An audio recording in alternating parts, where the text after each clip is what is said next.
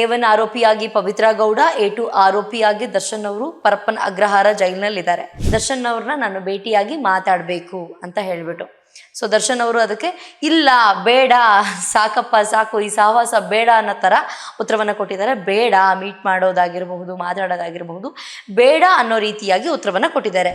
ಹಾಗೆ ಎಲ್ಲರಿಗೂ ಒಂದು ಪ್ರಶ್ನೆ ಉದ್ಭವವಾಗುತ್ತೆ ಇಲ್ಲಿ. ಈ ಆರೋಪಿಗಳಂತ ಹೇಳಿ, ಅಪರಾಧಿಗಳಲ್ಲ ಆರೋಪಿಗಳಂತ ಹೇಳಿ ಜೈಲೊಳಗಡೆ ಹೋದ ಮೇಲೆ ಒಬ್ಬರು ಇನ್ನೊಬ್ರನ್ನ ಮೀಟ್ ಮಾಡಬಹುದಾ, ಮಾತಾಡಬಹುದಾ, ಇದು ಸ್ವಲ್ಪ ಕಷ್ಟ ಅಂತಲೇ ಹೇಳಬಹುದು. ಅವ್ರಿಗೇನು ಹೇಳಬೇಕು, ಏನು ಮಾಡಬೇಕು ಅಂತ ಅವ್ರಿಗೆ ಗೊತ್ತಾಗ್ತಿಲ್ಲ ಅಂತ ಅನ್ಸುತ್ತೆ. ಮೇ ಬಿ ಅವ್ರು ಸಿಕ್ಕಾಪಟ್ಟೆ ಕುಗ್ಬಿಟ್ಟಿದ್ದಾರೆ ಅಂತ ನಾನು ಅಂದ್ಕೊಳ್ತೀನಿ. ಕೂದಲು ಸಿಕ್ಕಿದೆ, ಆದರೆ ಅದು ಪವಿತ್ರ ಗೌಡದ ಕೂದಲು ಅಂತ ಇನ್ನೂ ಡಿಸೈಡ್ ಆಗಿಲ್ಲ. ಒಂದು ಹುಡುಗಿ ಕೂದಲು ಸಿಕ್ಕಿದೆ ಅಷ್ಟೇನೆ. ಇದು ಪವಿತ್ರ ಗೌಡ ಕೂದಲು ಅಂತ ಎಲ್ಲೂ ಮೆನ್ಷನ್ ಆಗಿಲ್ಲ, ಎಲ್ಲೂ ಕೂಡ ಹೇಳಿಕೆಯನ್ನು ಕೊಟ್ಟಿಲ್ಲ ಯಾರೂ ಇನ್ನೂ. ಹಾಯ್ ಎಲ್ಲರಿಗೂ ನಮಸ್ಕಾರ. ನೀವು ನೋಡ್ತಿದ್ದೀರಾ ಸ್ಪೀಡ್ ಪ್ಲಸ್ ಕರ್ನಾಟಕ. ನಾನು ಪ್ರಿಯಾ ಸೋಮೇಶ್. ತಮ್ಮೆಲ್ಲರಿಗೂ ಗೊತ್ತಿರೋ ಹಾಗೆ ರೇಣುಕಾಸ್ವಾಮಿ ಕೊಲೆ ಕೇಸ್ನಲ್ಲಿ A1 ಆರೋಪಿಯಾಗಿ ಪವಿತ್ರ ಗೌಡ, A2 ಆರೋಪಿಯಾಗಿ ದರ್ಶನ್ ಅವರು ಪರಪ್ಪನ ಅಗ್ರಹಾರ ಜೈಲಿನಲ್ಲಿದ್ದಾರೆ.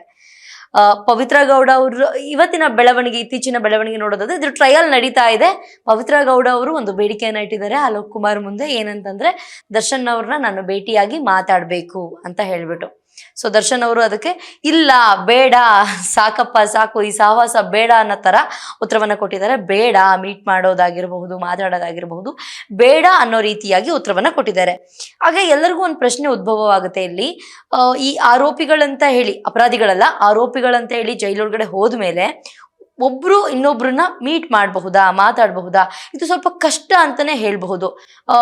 ಒಂದು 90% ಆಗಲ್ಲ ಅಂತ ಹೇಳ್ಬಹುದು. ಒಂದಷ್ಟು ಅಡ್ವೊಕೇಟ್ಸ್ಗಳು ಹೇಳ್ತಾರೆ 90% ಇದಾಗಲ್ಲ, ತೀರಾ ಕಷ್ಟ ಅಂತ ಹೇಳ್ತಾರೆ. ಅದರಲ್ಲೂ ಈಗ ಟ್ರಯಲ್ ಬೇರೆ ನಡೀತಾ ಇದೆ. ಸೊ ಇದೆಲ್ಲದ್ರ ಮಧ್ಯೆ ಅವರಿಬ್ರು ಭೇಟಿ ಆಗಕ್ಕಾಗತ್ತಾ, ಭೇಟಿ ಮಾಡ್ತಾರಾ ಇಲ್ವಾ ಅನ್ನೋದು ಕುತೂಹಲ ಹೆಚ್ಚಿದೆ. ಸೊ ಅದೇ ದರ್ಶನ್ ಅವರು ಆಲ್ರೆಡಿ ಹೇಳಿದ್ದಾರೆ ಬೇಡ ಮೀಟ್ ಮಾಡೋದಂತ ಹೇಳ್ಬಿಟ್ಟು. ನಮ್ಮ ಜೀವನದಲ್ಲಿ ಯಾವ್ದಾದ್ರು ಒಂದು ಘಟನೆ ನಡೆದಾಗ ಯಾರಾದರೂ ನಮಗೆ ಏನಾದರೂ ಅಂದರೆ ಇವ್ರನ್ನ ನಮ್ಮ ಜೀವನದಲ್ಲೇ ಮುಖನೇ ತೋರಿಸ್ಬಾರ್ದು, ಇವ್ರ ಮುಖನೂ ನಾವು ನೋಡಬಾರ್ದು, ಇವ್ರು ಸತ್ತಾಗ ನಾವು ಹೋಗ್ಬಾರ್ದು, ನಾವು ಸತ್ತಾಗ ಇವ್ರು ಬರಬಾರ್ದು ಅಂತ ನಮಗೆ ಅನಿಸುತ್ತೆ. ಬಟ್ ಅಂಥ ಒಬ್ಬರು ಸೆಲೆಬ್ರಿಟಿ, ಒಂದು ಆ್ಯಕ್ಟರು, ಎಷ್ಟು ಜನ ಸೆಲೆಬ್ರಿಟೀಸ್ ಅವರಿಂದ ಇದ್ದರು. ಚಾಲೆಂಜಿಂಗ್ ಸ್ಟಾರ್ ದರ್ಶನ್ ಅಂದ್ರೆ ಬೇರೆ ಲೆವೆಲ್, ಅದೊಂದು ಪೀಕ್, ಅದೊಂದು ಹೈಪ್ ಅಂತಲೇ ಹೇಳ್ಬಹುದು. ಅವ್ರ ಸಿನಿಮಾಗಳಾಗಿರಬಹುದು, ಅವ್ರದ್ದೊಂದು ಇಂಟರ್ವ್ಯೂ ಆಗಿರಬಹುದು, ಅವ್ರಿಗೆಲ್ಲೇ ಬಂದರೂ ಆ ಒಂದು ಸೆಲೆಬ್ರಿಟೀಸ್ನ ದರ್ಶನ್ ಸರ್ ಯಾವಾಗಲೂ ಹೇಳ್ತಾರೆ ಅಭಿಮಾನಿಗಳೆಲ್ಲ ಅವ್ರು ಸೆಲೆಬ್ರಿಟೀಸ್ ಅಂತ ಹೇಳ್ಬಿಟ್ಟು ಅವ್ರನ್ನೆಲ್ಲ ಕಂಟ್ರೋಲ್ ಮಾಡೋಕ್ಕೆ ಆಗ್ತಾ ಇರಲಿಲ್ಲ. ಸೊ ಈ ಒಂದು ಸಿಚುವೇಶನ್ನಲ್ಲಿ ಅವ್ರಿಗೇನು ಹೇಳಬೇಕು, ಏನು ಮಾಡಬೇಕು ಅಂತ ಅವ್ರಿಗೆ ಗೊತ್ತಾಗ್ತಿಲ್ಲ ಅಂತ ಅನ್ಸುತ್ತೆ. ಮೇ ಬಿ ಅವ್ರು ಸಿಕ್ಕಾಪಟ್ಟೆ ಕುಗ್ಬಿಟ್ಟಿದ್ದಾರೆ ಅಂತ ನಾನು ಅಂದ್ಕೊಳ್ತೀನಿ. ಯಾಕಂದರೆ ಬೇಲ್ ಮೇಲೆ ಲಾಸ್ಟ್ ಟೈಮ್ ಹೊರಗಡೆ ಬಂದಾಗ ದರ್ಶನ್ ಹಾಗೆ ಪವಿತ್ರ ಗೌಡ ಅವರು ಮಾತಾಡಿದ ಒಂದಷ್ಟು ವಿಡಿಯೋ ಕ್ಲಿಪ್ಸ್ನ ನಾವು ನೋಡಿದ್ದೀವಿ. ಅವರಿಬ್ಬರು ಮಾತಾಡ್ತಾರೆ, ಜಸ್ಟ್ ಅಟ್ಲೀಸ್ಟ್ ಮಾತಾಡಿರೋದನ್ನ ನಾವೆಲ್ಲರೂ ನೋಡಿದ್ದೀವಿ. ಬಟ್ ಈ ಬಾರಿ ಟ್ರಯಲ್ ನಡೀತಾ ಇದೆ, ಅವ್ರು ಯಾಕೆ ಕೇಳಿದ್ರು ಅಂತ ಗೊತ್ತಿಲ್ಲ ಮಾತಾಡಬೇಕು ಅಂತ ಹೇಳ್ಬಿಟ್ಟು.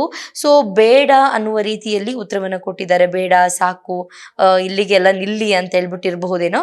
ಸೊ ಒಂದಷ್ಟು ಜನ ಏನು ಹೇಳ್ತಾರೆ ಅಂತಂತಂದ್ರೆ ಕಮೆಂಟ್ ಸೆಕ್ಷನಲ್ಲಿ ತಿಳಿಸಿದ್ದಾರೆ, ಇದೇ ಕೆಲಸವನ್ನು ಮೊದಲೇ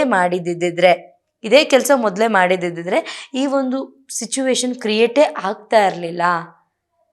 ನೀವು ಮೊದಲೇ ಈ ಥರದ್ದು ನಿರ್ಧಾರ ಅವರು ಮಾತಾಡೋದಾಗಿರಬಹುದು, ಅವ್ರು ಏನೋ ಕೇಳ್ಕೊಂಡ್ರು ಇದನ್ನೆಲ್ಲ ಮಾಡೋ ಬದಲು ನೀವು ಮಾತಾಡ್ದಲ್ಲೇ ಮೊದಲೇ ಇದ್ದಿದ್ರೆ ಇದೆಲ್ಲ ಏನು ನಡೀತಿರ್ಲಿಲ್ಲ ಅಂತ.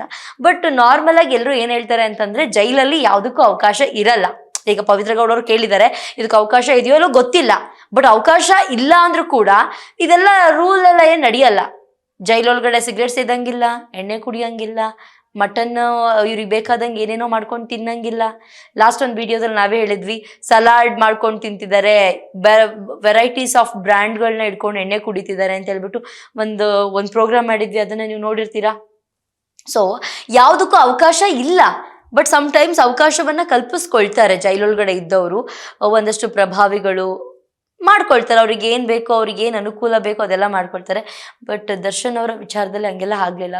ಬೆಡ್ ಆಗಿರ್ಬೋದು, ಬೆಡ್ಶೀಟ್ ಆಗಿರ್ಬೋದು, ಅವ್ರಿಗೊಂದು ಸೂರ್ಯನ ಬೆಳಕು ಕೂಡ ಸಿಕ್ಕಿಲ್ಲ ಒಂದಷ್ಟು ದಿನಗಳ ಕಾಲ. ಅದನ್ನು ಬೇಡ್ಕೊಂಡು ಅವ್ರು ಅದನ್ನು ಪಡ್ಕೊಂಡಿದ್ದಾರೆ. TV ಕೂಡ ಸಿಕ್ಕಿದೆ ಇವಾಗ, ಇದೆಲ್ಲ ಸಿಕ್ಕಿದೆ. ಅವ್ರಿಗೆ ಏನು ಅನಿಸಿದೆಯೋ ಏನೋ ಬೇಡ ಮೀಟ್ ಮಾಡೋದು ಅಂತ ಹೇಳ್ಬಿಟ್ಟು ಅದ್ರ ಜೊತೆಗೆ ಕೂದಲು ಸಿಕ್ಕಿದೆ ಅಂತ ಒಂದು ಸ್ಟೇಟ್ಮೆಂಟ್ ಪಾಸ್ ಆಗುತ್ತೆ. ಒಂದಲ್ಲಿ ಕೂದಲು ಸಿಕ್ಕಿದೆ ಅಂತ, ಅದು ಕೂದಲು ಸಿಕ್ಕಿದೆ. Advocate Pavithra Gowda side advocate ಕೂಡ ಹೇಳ್ತಾರೆ ಕೂದಲು ಸಿಕ್ಕಿದೆ, ಆದ್ರೆ ಅದು ಪವಿತ್ರ ಗೌಡದ ಕೂದ್ಲು ಅಂತ ಇನ್ನು ಡಿಸೈಡ್ ಆಗಿಲ್ಲ. ಒಂದು ಹುಡುಗಿ ಕೂದ್ಲು ಸಿಕ್ಕಿದೆ ಅಷ್ಟೇನೆ. ಇದು ಪವಿತ್ರ ಗೌಡ ಕೂದ್ಲು ಅಂತ ಎಲ್ಲೂ ಮೆನ್ಷನ್ ಆಗಿಲ್ಲ, ಎಲ್ಲೂ ಕೂಡ ಹೇಳಿಕೆಯನ್ನ ಕೊಟ್ಟಿಲ್ಲ ಯಾರನ್ನು ಇನ್ನೂ ಅಂತ ಒಂದಷ್ಟು ಕಡೆ ಹೇಳಿದ್ದಾರೆ. ಅದ್ರ ಜೊತೆಗೆ ಪವಿತ್ರ ಗೌಡ ನಿರಪರಾಧಿ, ಅವ್ರು ಯಾವುದೇ ತಪ್ಪನ್ನ ಮಾಡಿಲ್ಲ ಅಂತ ಹೇಳ್ಬಿಟ್ಟು ಅವ್ರ ಪರವಾಗಿ ಅವರು ಸಮರ್ಥಿಸ್ಕೊಂಡಿದ್ದಾರೆ. ಅವ್ರ ಅಡ್ವೊಕೇಟ್ ಕೂಡ ಒಂದು ಚಾನೆಲ್ ಅಲ್ಲಿ ಒಂದಷ್ಟು ಮೀಡಿಯಾಗಳಲ್ಲಿ ಕೂತ್ಕೊಂಡು ಅಡ್ವೊಕೇಟ್ ನಿನ್ನೆ ಮೊನ್ನೆ ಎಲ್ಲ ಡಿಸ್ಕಷನ್ ಆಗಿದೆ, ಕೂತ್ಕೊಂಡು ಮಾತಾಡಿದ್ದಾರೆ. ಪವಿತ್ರ ಗೌಡ ನಿರಪರಾಧಿ, ಅವ್ರು ಯಾವುದೇ ರೀತಿಯಾದಂತಹ ತಪ್ಪನ್ನ ಮಾಡಿಲ್ಲ ಅಂತ ಹೇಳ್ಕೊಂಡಿದ್ದಾರೆ. ಒಂದು ಕೂದಲು ಸಿಕ್ಕಿದೆ ಅಂತ ಆಪೋಸಿಟ್ ಕ್ವಶನ್ ಕೇಳಿದಾಗ ಅದು ಕೂದಲು ಸಿಕ್ಕಿದೆ ನಿಜ, ಆದರೆ ಅದು ಪವಿತ್ರ ಗೌಡ ಅವರ ಕೂದಲು ಅಂತ ಎಲ್ಲೂ ಕೂಡ ಇನ್ನೂ ಹೇಳಿಲ್ಲ. ಇನ್ನು ಪವಿತ್ರ ಗೌಡದ ಕೂದಲು ಅದಂತ ಇನ್ನು ಎಲ್ಲೂ ಕೂಡ ಹೇಳಿಲ್ಲ. ಅದ್ರ ಜೊತೆಗೆ ಬ್ಲಡ್, ಬಟ್ಟೆ ಮೇಲೆಲ್ಲೋ ಬ್ಲಡ್ ಬಿದ್ದಿದೆ ಅದು ಅಂತ ಹೇಳಿದಾಗ, ಚಪ್ಪಲಿ ತಗೊಂಡು ಹೊಡೆದಾಗ ಬ್ಲಡ್ಡು ಬಟ್ಟೆ ಮೇಲೆ ಆರಿರುತ್ತೆ ಅಂತ ಹೆಂಗೆ ಹೇಳ್ತೀರಾ ಅಂತ ಅಡ್ವೊಕೇಟ್ ಕೂಡ ಕೇಳಿದ್ದಾರೆ. ಒಂದಷ್ಟು ವಿಚಾರಗಳು ಡಿಸ್ಕಷನ್ ನಡೆದಿದೆ. ಅದು ಹಿಂಗೆ ಹೊಡೆದಾಗ ಯಾವ ಡೈರೆಕ್ಷನಿಂದ ಬಂತು, ಯಾವ ರೀತಿಯಾಗಿ ಚಿಮ್ಮಿದೆ ಅಂತ ಹೇಳ್ಬಿಟ್ಟು ಎಲ್ಲ ಡಿಸ್ಕಷನ್ ಆಗಬೇಕು, ಅದೆಲ್ಲ ಕಂಡುಹಿಡಿಬೇಕು, ಅದಕ್ಕೆ ಲಾಂಗ್ ಪ್ರೊಸೀಜರ್ ಇದೆ. ಬಟ್ ನನ್ನ ಒಂದು ಕ್ಲೈಂಟ್ ಏನಿದ್ದಾರೆ ಪವಿತ್ರ ಗೌಡ ಅವರು ಆರೋಪಿ ಅಲ್ಲ, ಅವರು ನಿರಪರಾಧಿ. ಆದರೆ ಒಂದು ಕೋರ್ಟಲ್ಲೂ ಒಂದು ಸಿಸ್ಟಮ್ಯಾಟಿಕ್ ಇದೆ, ಏನಂದರೆ 100 ಜನ ಅಂದರೆ ಯಾರಾದರೂ ಒಬ್ರು ತಪ್ಪು ಮಾಡಿಲ್ಲ ಅಂತಂದರೆ 100 ಜನ ನಿರಪರಾಧಿಗಳಿಗೆ ಅಂದರೆ ಒಬ್ರು ನಿರಪರಾಧಿಗೆ ಶಿಕ್ಷೆ ಆಗಬಾರ್ದು. ಬೇಕಾದರೆ ಎಲ್ಲರೂ ಕೂಡ ಹೊರಗಡೆ ಇರಲಿ, ಬಟ್ ಒಬ್ಬ ನಿರಪರಾಧಿಗೆ ಯಾವುದೇ ಕಾರಣಕ್ಕೂ ಶಿಕ್ಷೆ ಆಗಬಾರ್ದು ಅಂತ ಹೇಳುತ್ತೆ ಕೋರ್ಟು. ಒಂದಷ್ಟು ಕಾರಣಗಳಿಂದ ಕೆಲವೊಂದಿಷ್ಟು ನಿರಪರಾಧಿಗಳು ಅವ್ರು ಏನೂ ತಪ್ಪು ಮಾಡಿಲ್ಲ ಅಂದರೂ ಜೈಲೊಳಗಡೆ ಇರ್ತಾರೆ. ಸೊ ಯಾವುದೇ ಕಾರಣಕ್ಕೂ ನಿರಪರಾಧಿಗೆ ಯಾವುದೇ ಕಾರಣಕ್ಕೂ ಜೈಲಲ್ಲಿ ಶಿಕ್ಷೆ ಆಗಬಾರ್ದು. ಬೇಕಾದರೆ 100 ಜನ ಅಪರಾಧಿಗಳು ಬೇಕಾದ್ರೂ ಹೊರಗಡೆ ಇರಲಿ, ಬಟ್ ಒಬ್ಬ ನಿರಪರಾಧಿಗೆ ಶಿಕ್ಷೆ ಆಗಬಾರ್ದು ಅಂತ ನಮ್ಮ ಕಾನೂನಲ್ಲಿದೆ. ಸೊ ಫೈನಲ್ ಆಗಿ ಪವಿತ್ರ ಗೌಡ ಅವರು ಮಾತಾಡಬೇಕು ಅಂತಂದಾಗ ದರ್ಶನ್ ಅವರು ಅದನ್ನು ತಿರಸ್ಕಾರ ಮಾಡಿದ್ದಾರೆ. ಬೇಡ ಮಾತಾಡೋದು ಅಂತ ಹೇಳ್ಬಿಟ್ಟು. ಬಟ್ DGP ಅಲೋಕ್ ಕುಮಾರ್ ಅವರು ಹೇಳಿದ್ದಾರೆ, ನೋಡೋಣ ಈ ಮನವಿನ ನೋಡೋಣ, ನೋಡ್ತೀನಿ, ಅವಕಾಶ ಇದೆಯೋ ಇಲ್ವೋ ಗೊತ್ತಿಲ್ಲ, ಬಟ್ ನೋಡೋಣ ಅಂತ ಹೇಳಿದ್ದಾರೆ. ಬಟ್ ನಿನ್ನಿಂದಲೇ ಈ ಒಂದು ಪರಿಸ್ಥಿತಿಗೆ ಬಂದಿದ್ದೀನಿ ಅನ್ನೋ ಥರ ಒಂದು ರಿಪ್ಲೈ ಕೊಟ್ಟಿದ್ದಾರೆ ಅಂತ ಒಂದಷ್ಟು ಕಡೆ ಹೇಳ್ತಾ ಇದ್ದಾರೆ. ಈ ಪವಿತ್ರ ಗೌಡಯಿಂದನೇ ನಾನು ಈ ಲೆವೆಲಿಗೆ ಬರೋದಕ್ಕೆ ಕಾರಣ, ನಾನು ಈ ಸ್ಥಿತಿಗೆ ಬರೋದಕ್ಕೆ ಕಾರಣ ಅವರೇ ಅಂತ ಹೇಳ್ಬಿಟ್ಟು ಒಂದಷ್ಟು ಜನ ಕಮೆಂಟ್ ಸೆಕ್ಷನಲ್ಲಿ ತಿಳಿಸ್ತಾ ಇದ್ದಾರೆ. ದಯವಿಟ್ಟು ಇನ್ನು ಮೀಟ್ ಮಾಡೋದಕ್ಕೆಲ್ಲ ಹೋಗಬೇಡಿ, ಅದೇನು ಅವ್ರಿಗೆ ಗೊತ್ತಾಗಲ್ಲ, ದಯವಿಟ್ಟು ಅವ್ರನ್ನ ಮೀಟ್ ಮಾಡೋದಕ್ಕೆ ಹೋಗಬೇಡಿ, ಇದೆಲ್ಲ ಒಳ್ಳೇದಲ್ಲ. ಎಕ್ಸಾಂಪಲ್ ಯಾಕೆ ಅಂತಂದರೆ, ವಿಜಯಲಕ್ಷ್ಮಿ ಅವರು ದರ್ಶನ್ಗೋಸ್ಕರ ಎಷ್ಟೆಲ್ಲ ಮಾಡ್ತಿದ್ದಾರೆ ಅಂತ ಹೇಳ್ಬಿಟ್ಟು ಎಲ್ಲರಿಗೂ ಗೊತ್ತಿರುವಂತಹ ವಿಚಾರ. ತನ್ನ ಗಂಡ ಜೈಲಲ್ಲಿ ಇದ್ರೂ ಕೂಡ ಅವಶ್ಯಕತೆ ಇಲ್ದಿರೋ ವಿಚಾರಗಳಿಗೆ ಈ ರೀತಿಯಾಗಿ ಮಾಡಿಕೊಂಡ್ರೂ ಕೂಡ ಅದರ ಸಪೋರ್ಟ್ ಮಾಡುವಂತಹ ಒಂದು ಹುಡುಗಿ ತುಂಬ ಕಡಿಮೆ. ತನ್ನ ಗಂಡ ತನಗೋಸ್ಕರ ನಾವು ನೋಡಿದ್ದೀವಿ ಎಲ್ಲ ಕಡೆ. ತನ್ನ ಗಂಡ ಓದಿಸಿದ್ರು, IAS ಆಫೀಸರ್ ಮಾಡಿದ್ರು, ಡಾಕ್ಟರ್ ಮಾಡಿದ್ರು, ಇಂಜಿನಿಯರಿಂಗ್ ಓದಿಸಿದ್ರು, ಓದೋ ತನಕ ಒಂಥರ ಎತ್ಕೊಂಡು ಮದುವೆ ಮಾಡ್ಕೊಂಡು ಓದಿಸ್ತಾ ಇರ್ತಾರೆ ಹುಡುಗನ ಮನೆಯವರು ಅಥವಾ ಹುಡುಗ. ಸ್ವಲ್ಪ ಟೈಮ್ ಆದಮೇಲೆ ಯಾವ್ದಾದ್ರು ಒಂದು ಜಾಬ್ ಸಿಕ್ಕಿದ ತಕ್ಷಣ ಮದುವೆ ಆಗಿರೋ ಗಂಡನೇ ಮರೆತು ಬೇರೆಯವ್ರ ಜೊತೆ ಎಲ್ಲ ಹೋಗೋದನ್ನ ನಾವು ನೋಡಿದ್ದೀವಿ. ಬಟ್ ಇಲ್ಲಿ ಆರೋಪಿಯಾಗಿ ಜೈಲೊಳಗಡೆ ಇಷ್ಟು ತಿಂಗಳುಗಳ ಕಾಲ ಇದ್ರೂ ಕೂಡ ವಿಜಯಲಕ್ಷ್ಮಿಯವರು ಅವ್ರ ಪರವಾಗಿ ನಿಂತು, ಅವ್ರ ಪರವಾಗಿ ಪೋಸ್ಟ್ಗಳನ್ನ ಮಾಡ್ಕೊಳ್ತಾ, ಡೆವಿಲ್ ಸಿನಿಮಾ ಪ್ರಮೋಷನ್ಗಳನ್ನ ಮಾಡ್ಕೊಳ್ತಾ, ಅವ್ರನ್ನ ಭೇಟಿ ಆಗ್ತಾ, ಅವ್ರಿಗೆ ಒಂದು ಧೈರ್ಯ ತುಂಬ್ತಾ ಅವ್ರ ಜೊತೆಗಿದ್ದಾರೆ ಅಂದರೆ ರಿಯಲಿ ಗ್ರೇಟ್. ಸೊ ಇದನ್ನೆಲ್ಲದನ್ನು ಕೂಡ ತಲೆಯಲ್ಲಿ ಇಟ್ಕೊಂಡು ದರ್ಶನ್ ಅವರು ಫೈನಲಿ ಫಿಕ್ಸ್ ಆಗಿರಬಹುದು, ಬೇಡ ಪವಿತ್ರ ಗೌಡನ ಮೀಟ್ ಮಾಡೋದು ಅಥವಾ ಮಾತಾಡೋದು ಯಾವುದ್ರ ಅವಶ್ಯಕತೆನೇ ಇಲ್ಲ ಅಂತ ಅಂದ್ಕೊಂಡಿರ್ಬೋದು. ಬಟ್ ಅದೇ ಈಗ ಖಾಸಗಿ ಚಾನಲಲ್ಲಿ ಒಂದಷ್ಟು ಚಾನೆಲ್ಗಳಲ್ಲಿ ಮೀಡಿಯಾಗಳಲ್ಲಿ ಪವಿತ್ರ ಗೌಡ ಅವರ ಅಡ್ವೊಕೇಟ್ ಮಾತಾಡ್ತಿದ್ದಾರೆ, ಪವಿತ್ರ ಗೌಡ ನಿರಪರಾಧಿ, ಅವ್ರು ಯಾವುದೇ ರೀತಿಯಾದಂತಹ ತಪ್ಪನ್ನು ಮಾಡಿಲ್ಲ, ಅವ್ರು ಎಲ್ಲಿಗೂ ಹೋಗಿಲ್ಲ, ಅವ್ರನ್ನ ಬಂದು ಕರ್ಕೊಂಡು ಹೋಗಿರೋದು ಅಂತ ಒಂದಷ್ಟು ಕಡೆ ಸ್ಟೇಟ್ಮೆಂಟನ್ನು ಕೊಡ್ತಿದ್ದಾರೆ. ಕಾದು ನೋಡಬೇಕು ಏನಾಗುತ್ತೆ, ಬೇಲ್ ಏನಾದರೂ ಸಿಗುವಂತಹ ಚಾನ್ಸಸ್ ಇದೆಯಾ, ಇಬ್ಬರು ಬೇಲ್ ಮೇಲೆ ಏನಾದರೂ ಹೊರಗಡೆ ಬರ್ತಾರಾ ಅಥವಾ ಏನಾಗುತ್ತೆ, ಏನಾದರೂ ಶಿಕ್ಷೆ ಆಗುವಂತಹ ಚಾನ್ಸಸ್ ಇದೆಯಾ, ಟ್ರಯಲ್ ನಡೀತದೆ, ನೋಡಬೇಕು ಏನೆಲ್ಲ ಆಗುತ್ತೆ ಅಂತ ಹೇಳ್ಬಿಟ್ಟು. ಬಟ್ ಕೊನೆಯದಾಗಿ ದರ್ಶನ್ ಅವರು ತಿರಸ್ಕಾರ ಮಾಡಿರೋದು ಅದು ಖುಷಿ ವಿಚಾರ ಅಂತಲೇ ಹೇಳ್ಬಹುದು. ಅವಶ್ಯಕತೆ ಇಲ್ಲ ಅವ್ರನ್ನ ಭೇಟಿಯಾಗೋದಾಗಿರ್ಬಹುದು, ಮಾತಾಡೋದಾಗಿರ್ಬಹುದು, ಅವಶ್ಯಕತೆ ಇಲ್ಲ. ಇನ್ನೇನೇ ಇದ್ರೂ ಎಲ್ಲ ಸ್ಟೇಟ್ಮೆಂಟನ್ನು ತಗೊಂಡಾಗಿದೆ, ಎಲ್ಲ ಮುಗ್ದೋಗಿದೆ.